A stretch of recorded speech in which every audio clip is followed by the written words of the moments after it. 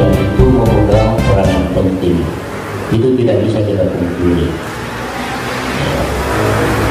Posisi media itu bukan hanya sebagai pilar keempat demokrasi, tapi dia bagi saya bagian dari pertahanan keamanan. Kondusif tidaknya suatu wilayah itu bergantung juga sama teman-teman media. Sekali lagi saya tegaskan bahwasanya karena besarnya peran media ini tidak cukup kalau tidak dibarengi dengan peningkatan sumber daya manusia. Karena tidak akan selaras tugas teman-teman, tidak akan maksimal tugas teman-teman dengan tanggung jawab yang sangat besar, kemudian sumber daya tidak ditingkatkan. KPU saya membuka ruang yang seluas-luasnya kepada teman-teman karena saya sangat sadar peran serta teman-teman dalam mewujudkan pemilu damai di Kota Palopo sangat-sangat besar. Narasumber selanjutnya Advokat Ibu Isma Kahman SHMH atau Praktisi Hukum. Pertanyaan saya. Ya, terima kasih atas kesempatan yang diberikan. Assalamualaikum warahmatullahi wabarakatuh. Selamat ulang tahun untuk para rekan-rekan media. Semoga sukses. Nah, hari ini kita berdialog tentang perlindungan hukum terhadap pers dalam mewujudkan pemilu damai 2024. Kenapa tema ini diambil? Karena di pemilu-pemilu sebelumnya itu banyak sekali kriminalisasi terhadap wartawan. Jadi sebenarnya inti daripada pertemuan kita hari ini adalah bagaimana meminimalisir kriminalisasi terhadap teman-teman wartawan ketika melakukan peliputan pemberitaan di lapangan. Nah, ini sebenarnya membutuhkan political will dari para pengambil kebijakan, baik itu para penegak hukum maupun pemerintah yang ada saat ini.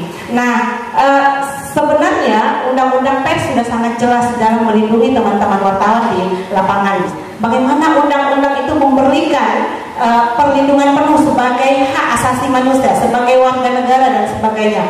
Selain daripada itu juga di pasal 18 ayat 1 juga di situ menyebutkan tentang sanksi kepada barang siapa. Barang siapa, kalau barang siapa berarti setiap orang yang menghalang-halangi di dalam melakukan peliputan maka akan diberikan sanksi pidana. Misalnya 5 tahun penjara atau sanksi denda sekian. Itu nanti dibaca. Yang pastinya bahwa di pasal 4 dan di pasal 18 itu sudah sangat jelas. Akan tetapi pasal ini tidak sepenuhnya bisa melindungi teman-teman pers di lapangan. Benar tidak?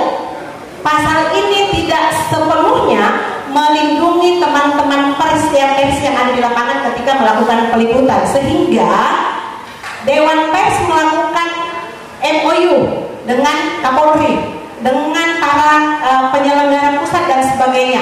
Akan tetapi ketika saya mengkaji, ini dari sisi kajian saya, analisis saya, ketika saya mengkaji juga kajian di dalam MOU itu hanya secara umum saja. Walaupun memang MOU itu tidak boleh lepas daripada rujukan undang-undang yang ada. Akan tetapi MOU itu sangat umum sehingga lebih khusus merujuk ke undang-undang. Saya menganggap bahwa MOU ini juga dianggap menjadi tidak ada dayanya gitu, tidak ada fungsinya gitu. Nah, hari ini mudah-mudahan di hari ini teman-teman wartawan bisa merumuskan. Kalau saya lebih kepada tindak lanjut daripada aturan yang ada. Tindak lanjutnya adalah yang pertama yang harus didiskusikan dengan baik, apalagi di sini ada penegak hukum, adalah yang pertama adalah bagaimana bentuk-bentuk perlindungan terhadap kebebasan pers yang ada ketika teman-teman wartawan melakukan peliputan di lapangan. Bagaimana bentuk perlindungannya? Misalnya ada perlindungan preventif yang dilakukan ketika misalnya terjadi arah kriminalisasi terhadap teman-teman wartawan. Perlindungan preventifnya seperti apa? Saya berikan contoh. Misalnya ini ketika di hari H pemungutan suara teman-teman mau melakukan, tadi sudah ada garis besar karena itu undang-undang juga tidak boleh dilanggar, bahwa yang boleh masuk di dalam tempat pemungutan suara adalah orang yang memilih dan para petugas KPPS. Selain itu dilarang masuk, terutama wartawan. Ya, dilarang masuk. Jadi jangan karena mentang-mentang bahwa media itu diberikan kekuasaan atau diberikan kewenangan untuk melakukan peliputan, tapi dia juga punya batas-batas yang diberikan oleh undang-undang. Nah, kecuali itu tindakan preventif ketika misalnya mereka ini melakukan peliputan di area seperti itu, kemudian terjadi diskriminasi, political will apa yang dilakukan oleh penegak hukum? Ini yang menjadi pertanyaan. Kemudian yang kedua, mekanisme perlindungannya ketika misalnya sudah terjadi diskriminalisasi. Ini bukan hanya, kalau saya, karena di sini ada penyelenggara, jadi ini bukan hanya tentang pers yang melakukan peliputan, tapi juga teman-teman penyelenggara. Bagaimana mekanisme perlindungannya, bagaimana bentuk-bentuk perlindungannya secara preventif dan represif ketika misalnya mereka diskriminalisasi di lapangan. Saya cerita sedikit tentang pengalaman saya menjadi ketua Panwas, waktu itu belum Bawaslu, masih ketua Panwas. Ada salah satu MC peserta pemilu yang melakukan diskriminalisasi atau dia melakukan kriminalisasi. Mungkin teman-teman kawan waktu itu beliau ini mengkriminalisasi dengan menghina penyelenggara menghina penyelenggara. Bentuk perlindungan atau mekanisme perlindungan yang dilakukan oleh Kapolres saat ini pada saat berdiskusi adalah ketika saya melaporkan pencemaran nama baik, hanya 3 minggu saja dilakukan yang namanya penyidikan, kemudian langsung P21. Jadi dia menjadi skala prioritas di dalam penyidikan di kepolisian. Mudah-mudahan ini juga bisa menjadi MOU di kepolisian ketika misalnya terjadi diskriminalisasi atau terjadi kriminalisasi terhadap teman-teman wartawan, maka political will kepolisian bahwa dia tidak menjadi daftar antrian ketika dilakukan penyidikan.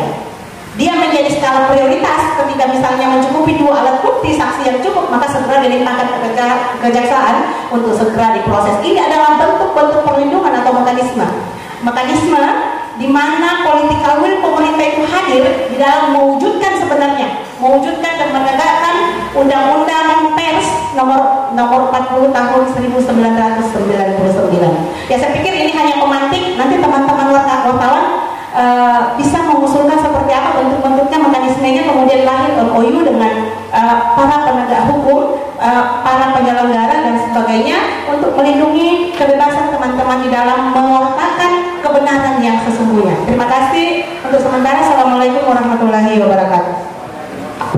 Assalamualaikum warahmatullahi wabarakatuh. Nama saya Kartini, biasa dipanggil Eca, dari media harian UPEX. Mungkin langsung saja, seperti tadi yang dikatakan Kak Isma bahwa wartawan sering menghadapi kriminalisasi di lapangan. Ya, itu betul sekali. Dan saya pun juga dan teman-teman sering mengalami. Terkadang kita sudah merasa bahwa kita sudah sesuai SOP dan kita juga sudah sesuai kode etik jurnalis, tapi masih sering mengalami itu. Nah, sejauh ini belum ada pelaku-pelaku kriminal terhadap wartawan, termasuk di Kota Palopo, yang sampai diproses dihukum. Itu saya lihat sampai sejauh ini itu belum ada. Sementara di lapangan kami sering mengalami itu.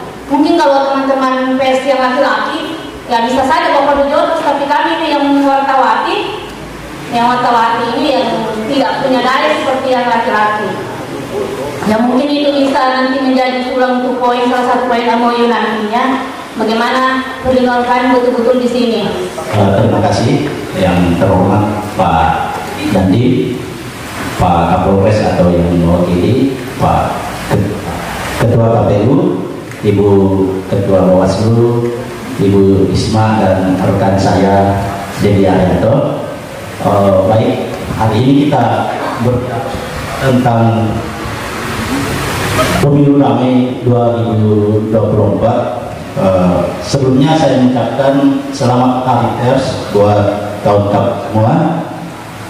Dialog ini bagi saya suatu dialog yang sangat, karena momennya bertepatan dengan Hari Pers Nasional, kemudian jelang Minggu Tenang, kemudian jelang pelaksanaan pemilu. Nah, baik, kita masuk ke persoalan perlindungan hukum terhadap pers. Yang terjadi selama ini, menurut pengamatan saya bahwa terjadi kisruh karena persoalan etika. Jadi perlu juga namanya perlindungan secara etik. Kenapa? Kasus-kasus hukum pers terjadi karena persoalan etika. Apakah itu etika orang-orang di lapangan maupun sedikit tentang etika, ya kami juga harus menyadari bahwa terkadang kami etika kami sedikit bergeser karena mungkin karena faktor terlalu semangat dalam meliput. Saya begini, beberapa waktu lalu saya meliput, tetapi pada saat saya mewawancarai narasumber, apakah itu salah satu capres maupun menteri, tiba-tiba informasi yang kami sampaikan ini adalah informasi yang sangat dibutuhkan masyarakat sebenarnya, tetapi karena warga tidak punya etika, terpaksa wawancara itu terputus. Pak Menteri kehilangan momen, sehingga apa yang kami harus sampaikan ke masyarakat itu akhirnya nyaris tidak tersampaikan karena adanya persoalan etika yang membuat peliputan rusak. Kemudian saya sampaikan juga bahwa memasuki pemilu ini memang perlu kita saling memperkuat kembali sinergitas bersama antar lembaga untuk mensukseskan pemilu, bukan saling menyalahkan, tetapi kita saling berdamai dengan waktu, berdamai dengan keadaan, dan berdamai dengan setiap masalah. Saya kira demikian. Terima kasih. Menambahkan yang disampaikan saudara Eja tadi bahwa sering mendapat kriminalisasi meskipun sudah menerapkan SOP. Bicara tentang payung hukum undang-undang pers, mungkin teman-teman semua sudah paham seperti apa tugas dan fungsinya di lapangan. Kemudian juga ada kode etik yang mengatur, dan saya rasa teman-teman di sini juga sudah memahami tentang bagaimana peliputan di lapangan dan bagaimana beretika pada saat melakukan peliputan. Nah, di TPS itu bukan cuma wartawan, urgennya kadang biasa itu pada saat penghitungan suara yang terjadi biasa desak-desakan. Ketika terjadi benturan fisik, otomatis akan terjadi ketersinggungan. Dia mau melapor kemana?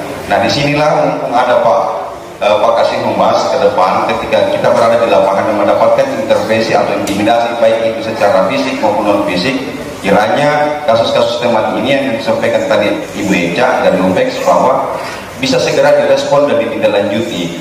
Karena yakin dan percaya ketika dibiarkan akan timbul lagi polemik-polemik baru.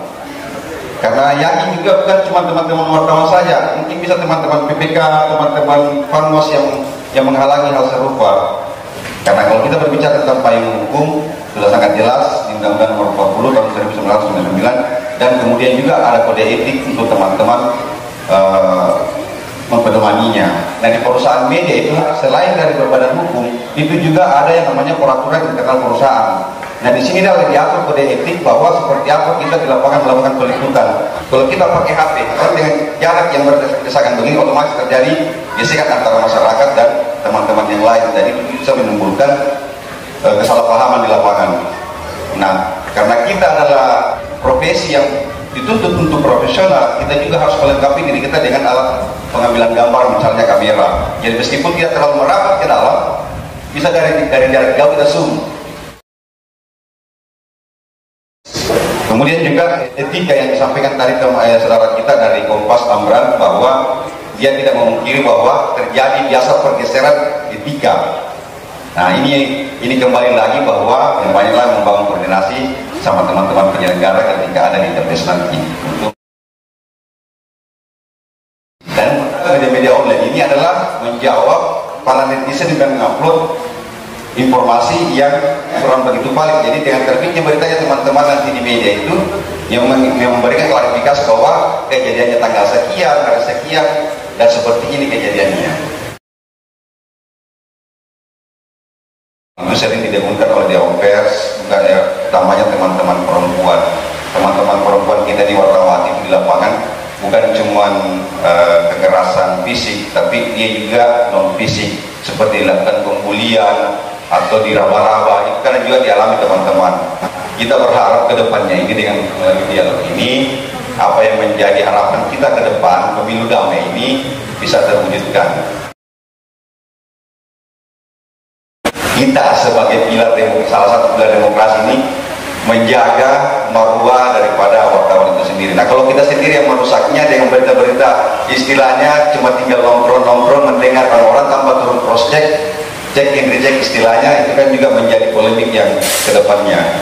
Sesama teman-teman pers, mari kita menjaga bersama-sama. Dan satu keberhasilan teman-teman wartawan di Palopo ini khususnya, ketika kita mampu membawa pemilu damai ini ke depan tanpa adanya korban kekerasan di lapangan dan utamanya di teman-teman pers. Mungkin itu dari saya yang bisa saya tambahkan. Terima kasih. Wassalamualaikum warahmatullahi wabarakatuh.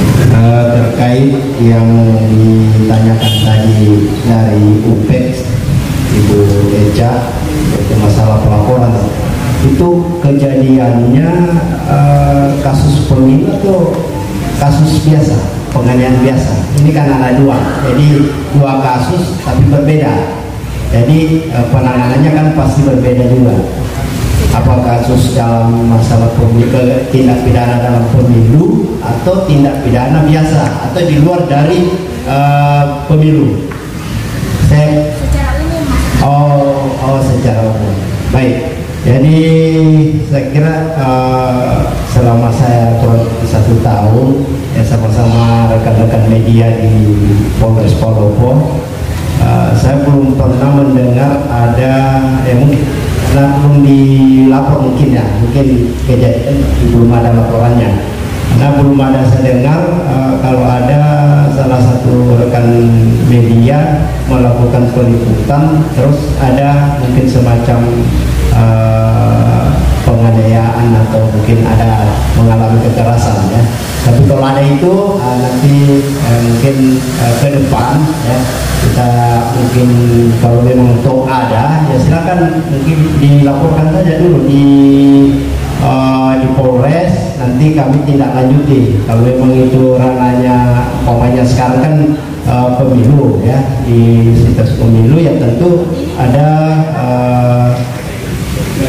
proses-proses tertentu yang kita lakukan. Kalau penganiayaan biasa ya mungkin kita serahkan ke tindak pidana umum.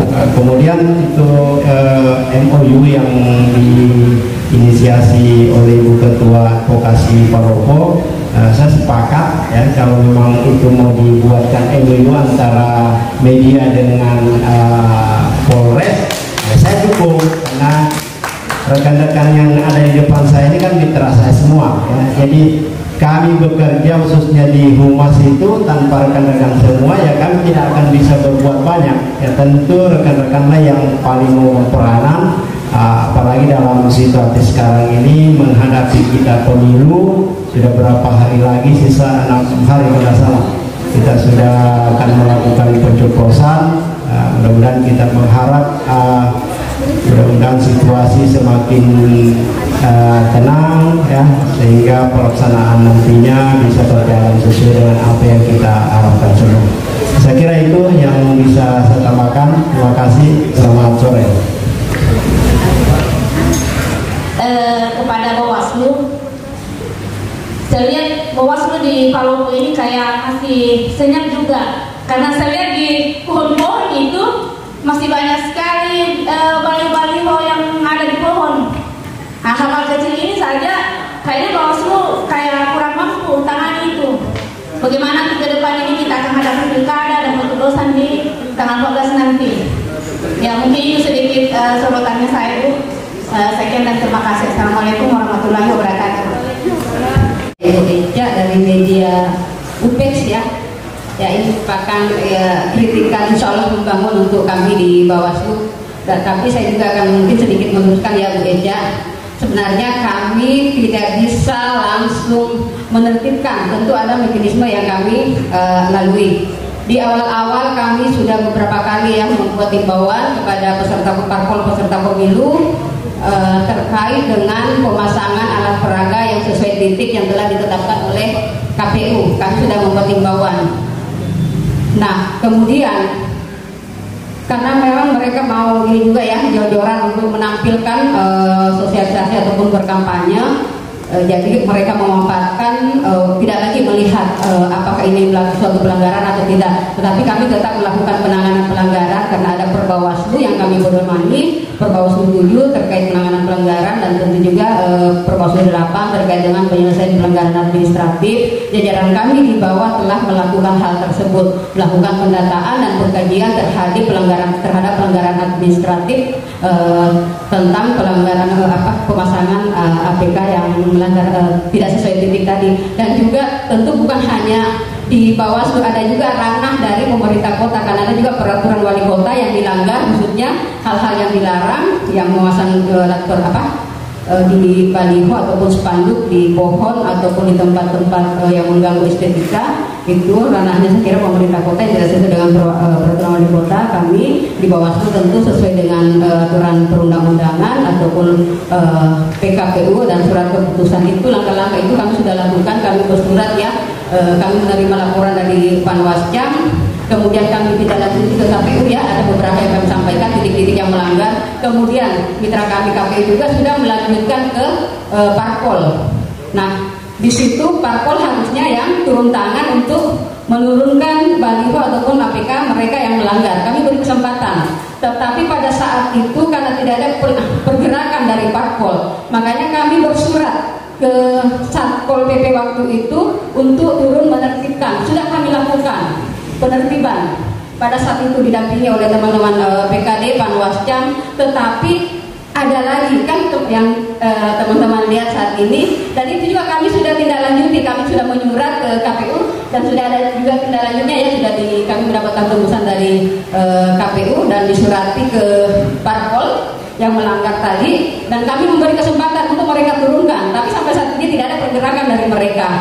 Kemarin saya ingat kita diskusi juga di kampus, pada saat itu ada Pak Kasat Intelkam yang hadir ya. Pak Kasat waktu itu banyak parpol yang marah-marah ke kami juga terkait dengan banyak yang merasa keberatan diturunkan APK-nya. Mereka menganggap ini adalah pesta demokrasi. Ya, saya sampaikan ya memang pesta demokrasi, tapi ada rambu-rambu yang harus kita patuhi. Nah, itu yang mereka keberatan karena kami sudah dengan Satpol PP pada saat itu melakukan penertiban. Dan insya Allah nanti ya pada saat memasuki masa tenang ke-11 ini ya, di tanggal 10 di 12 tapi mungkin pagi baru kita lakukan penertiban alat peraga yang semuanya ya sudah tidak ada lagi, mau APK bahan kampanye itu sudah semuanya ditertibkan. Insya Allah kami sama-sama tentu bantuan dari Pak Danti dari Kapolres juga jajarannya akan membantu kami dalam proses tersebut. Demikian saya kira, terima kasih. Assalamualaikum warahmatullahi wabarakatuh. Yang kedua kali tadi sudah menerima ada rekan-rekan media menanyakan hal-hal yang berdasarkan experience atau pengalaman rekan-rekan media. Terus ada juga dari solusi atau saran dari rekan-rekan Bapak dan sebagainya. Saya kira tadi sudah sangat bagus tadi disampaikan bahwa sebenarnya kalau saya di sini melihat kembali kepada kita semua, saya yakin kita semua punya SOP, tidak SOP masing-masing. Dari rekan-rekan media ada aturan hukum yang mengatur, dari KPU, Bawaslu juga ada yang mengatur. Tadi disampaikan kalau semuanya itu bekerja sesuai dengan rule-nya masing-masing, sesuai dengan SOP-nya masing-masing, demi untuk tujuan kebersamaan, saya yakin tidak ada persoalan. Apalagi tadi dari Polres sudah menerima saran untuk membuat MOU.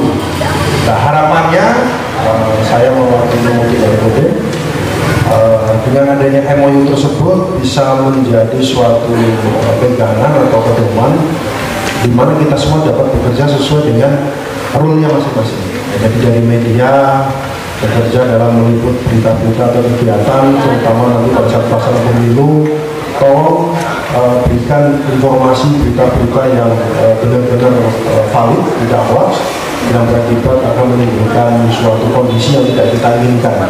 Dalam bekerja juga sesuaikan dengan SOP media yang ada. Saya yakin kalau sesuai dengan SOP yang ada, instansi-instansi yang bersinggungan atau yang terkait akan mengerti hal tersebut. Termasuk di KPU sendiri, kami juga sudah rapat dengan KPU. Saya yakin aturan di KPU juga sudah jelas. Ya, contoh mungkin di situ ada KPPS, ada Limas. Saya yakin mereka juga sudah diberikan pembekalan. Kita sudah yang harus dilakukan. Apabila terjadi kegiatan A, B, dan C sudah tahu. Jadi saya hanya nitip, saya mewakili dari TNI dan Angkatan Darat. Ke depan semoga kegiatan pemilu ini dapat berjalan dengan aman, tertib, jujur dan adil, berkat kerjasama dari kita semua. Mungkin itu saja dari saya. Terima kasih. Selamat sore. Kurang dan lebihnya mohon dimaafkan. Billahi taufiq wal hidayah. Assalamualaikum warahmatullahi wabarakatuh. Mohon maaf Bapak Ibu narasumber, mohon kiranya tetap tempat di Pakasal Intel sebagai inisiator kegiatan ini untuk menyerahkan plakatnya kepada narasumber.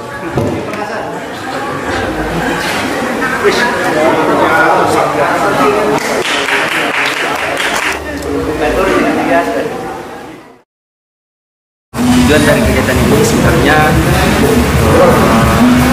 menyatukan persepsi dalam bentuk sinergitas dan kolaborasi antara advokat di Pasar Palopo, kemudian teman-teman dari KPU, Bawaslu, terus kepolisian dan juga TNI. Ini bentuk kolaborasi kita untuk memberikan damai. Tadi kesimpulan yang didapatkan Kak dari dialog? Jadi tadi ada beberapa narasumber yang dialog sehingga terjadi seperti ini.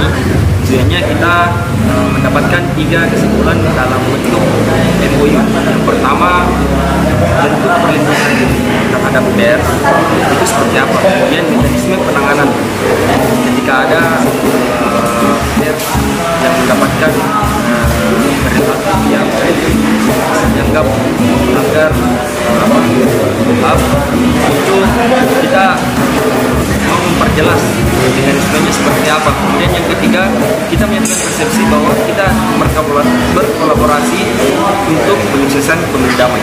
Terima kasih.